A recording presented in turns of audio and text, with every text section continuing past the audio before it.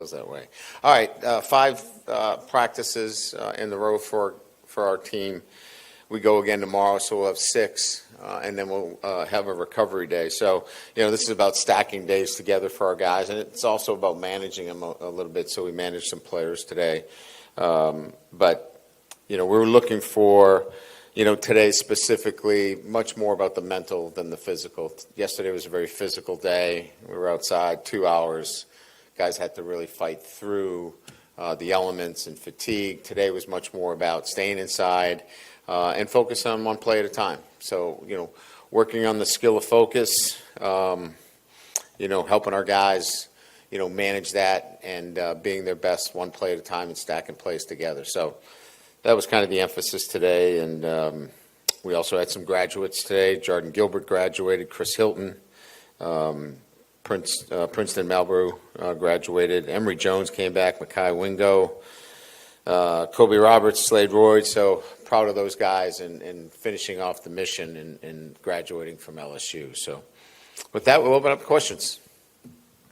Just Whit Weeks not practicing today. What's his status? I think Garrett seemed like he maybe didn't do everything. Is he part of that management? Yeah, just managing the load. Whit, we're not going to have him practice 5 days in a row until we get into game week. So today was his day off. He'll be back out there tomorrow. He'll scrimmage tomorrow. Nuss is much more about managing his throws. He hit a number of throws where we give him some time to back off a little bit. He'll be back out tomorrow, full go, scrimmaging tomorrow. Again, it's just maintenance on some of these guys with workload. Was Chris just absent for graduation? Yes. Okay. Yeah. Xavier Thomas, his role this year looks to be a little bit expounded, I guess. What did he do in the offseason to warrant that attention, and what is he showing you guys now? Well, I think the first thing that stands out is his leadership. He's been great in the offseason. I think there's more of a comfort level in how things are done here on a day-to-day basis coming in from Mississippi State. Obviously he impacted our team last year, but we just felt like his role could be expanded. He's a talented runner of the football.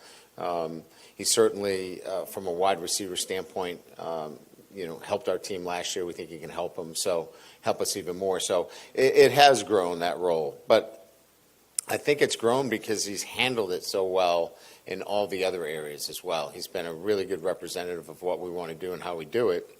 And we're going to reward guys like that have that ability.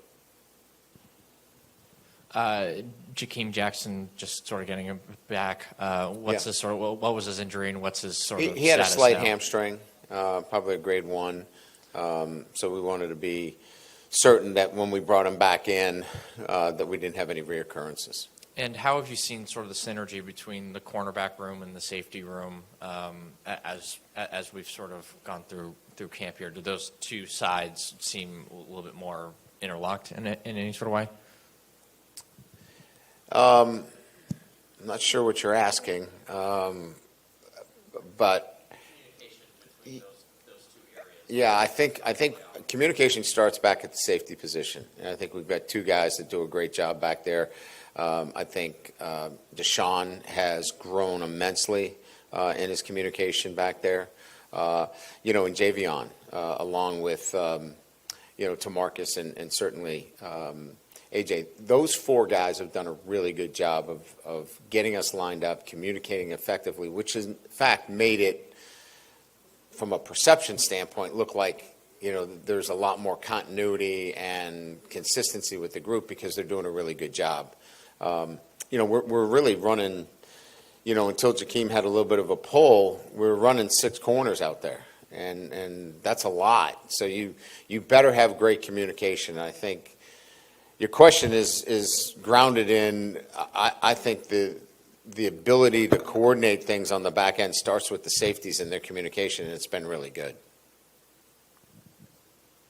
Hey, Coach, your offensive line, are they becoming more comfortable, or are they how are they developing here as we get close to a game in 2 weeks? Yeah, I mean, I've coached, for a long time. I've got a lot of guys in the NFL, a lot of first-round draft picks. I think I got a pretty good eye for what an offensive line looks like. This group is going to be really good. We don't have a Will Campbell, right? He's the 5th pick in the draft. But we have 5 guys that play well together. And it starts with the center. Our center position and Braylon Moore kind of sets up the rest of the group for success. His combination work is outstanding.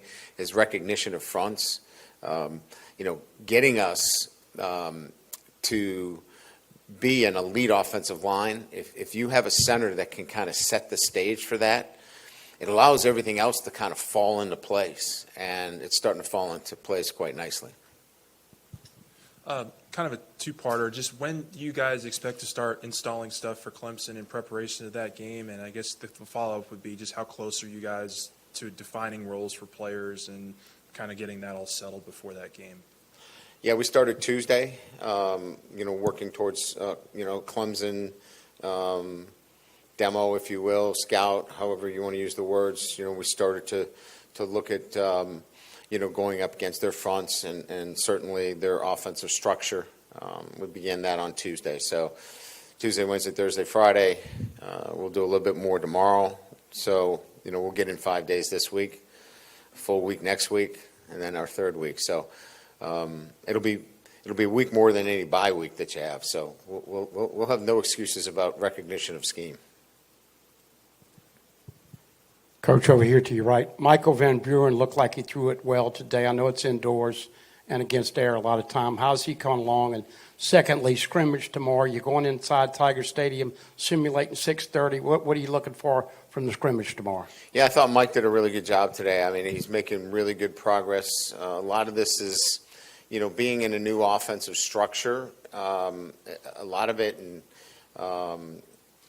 I would say Michael has grown so much since the spring in terms of recognition, footwork, progression reads, all the things that you need to be a high performer in this offense. He's getting better at that every day. It was a great day for him because he really got a chance to take virtually all the reps today, and so it's a great opportunity for him to gain even more confidence. So we're pleased with his progress, no doubt. We want to be able to duplicate a night game the best we can. So we, give our guys the opportunity to feel the night experience. We'll have the boards lit up, things that will distract you. We have to work on that so they don't get distracted by the noise and the boards, lit up. And so that really is the emphasis tomorrow, is scrimmaging in that kind of environment. Brian, if I could get to, is it common to start that early preparing for your opener? It'd be 18 days if you started on Tuesday. I think I've had teams that I haven't started on an opponent until the last week because we had so many question marks about so many different parts of our offense, defense, and special teams. This one has been, I think, driven by the fact that we have some veteran players on both sides of the ball that allowed us to transition into our opponent a little bit sooner. But there have been some years that have been later, and right about now, we didn't start until Saturday for USC last year. So that's 5 days ahead, in terms of preparation. So I think it's year to year, team to team. And then at what point, thank you, at what point do you start to cut down on so much of the rotation, or do you start to establish starters? No, I want to continue the competition. I think it brings out the best in everybody, and some of our areas of concern last year were that we didn't have any depth and we didn't have that competition and we couldn't keep the, a sharpness, if you will. And so we're going to continue to keep the reps in a manner that allows competition for all players. Coach, are you concerned at all about the security at the Nicholson Gateway Riverbend, considering reportedly some guns got in there by non-residents and with Lindsay's situation? Well, this is all about who is in your circle. right? I'm not concerned about our university and the security and such. This is about who do you give access to in your circle, right? I mean, your circle of influence has got to be based upon people that you trust, people that know you and you know them. And that circle needs to really be evaluated by some players and some individuals. And it's not just players, it's anybody that can gain access through what you have, right? And if you're going to give that up to somebody, it's going to allow access to areas that they shouldn't be in. So this is really about individuals understanding, and in particular players today, right? I mean, you know, they're making revenue share money. They're targets too. You know, people want to ingratiate themselves with people that are making, you know, substantial amount of money. And so you've got to be careful. And my point is this, you know, we're in an age where, you know, you've got to keep your circle really close. It's got to be family members. It's got people that you elicit information from in a manner of mentoring you. You start to widen that circle because somebody said nice things to you on Twitter. You know, buyer beware, and that's really the message to our team.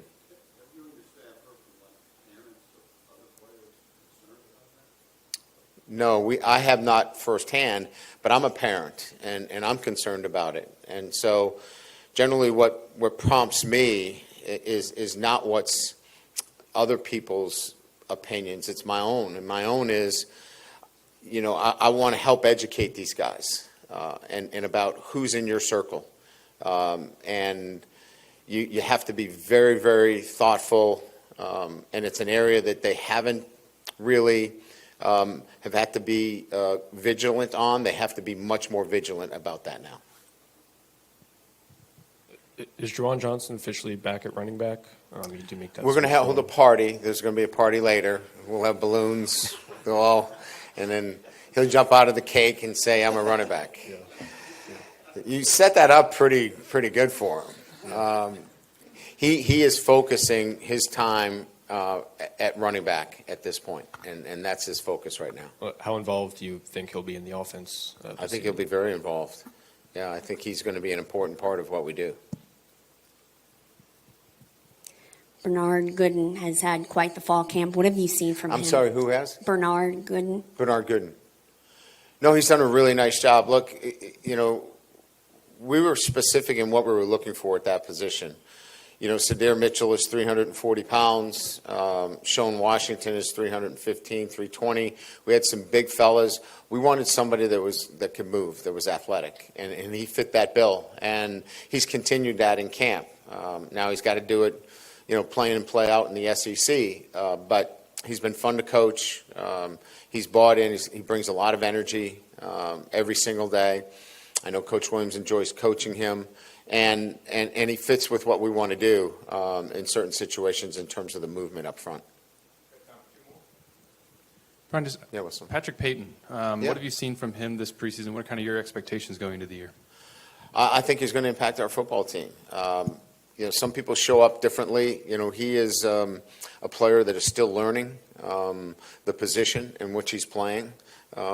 Just working on his drops, for example. You know, coming out of a system where he wasn't in that. He was strictly a rush end. So there's been a little bit of a learning curve for him, but I love the way he comes at it.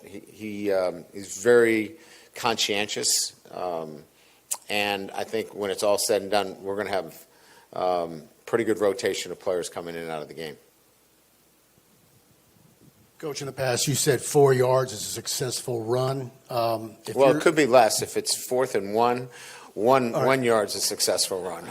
Right. But if it's tough sledding, you're not getting what you need. How do you guard against, with all the weapons you've got, a receiver, tight end, and so forth, getting away from the run game? You know, with you're wanting to get it back to where you want it to be. Yeah, I mean, I think it's like anything else, right? You have to trust it and be confident in it. And trust and confidence can't be built if you don't do it. And so you have to be committed to it. I think it's like anything else. We have to be committed to those situations where everybody knows you're going to run the ball and you still have to run the ball. That to me is the litmus test. How good your run game? They know you're running it. Everybody knows you're running it, and you still run it. I think that that's what we're going into this season with, that mindset of there's going to be times that you know that we're running the ball, and we have to impose our will on you. Look, one of the most difficult jobs is to move somebody against their will. You know, it's an offensive lineman moving a defensive lineman who doesn't want to move. Sometimes that's just mental. But if we're easy at coming off that, right, that determination of wanting to run the ball, then they will be too. So we got to be a little bit hard-headed sometimes and impose our will from that perspective. Good? All right. Thank you.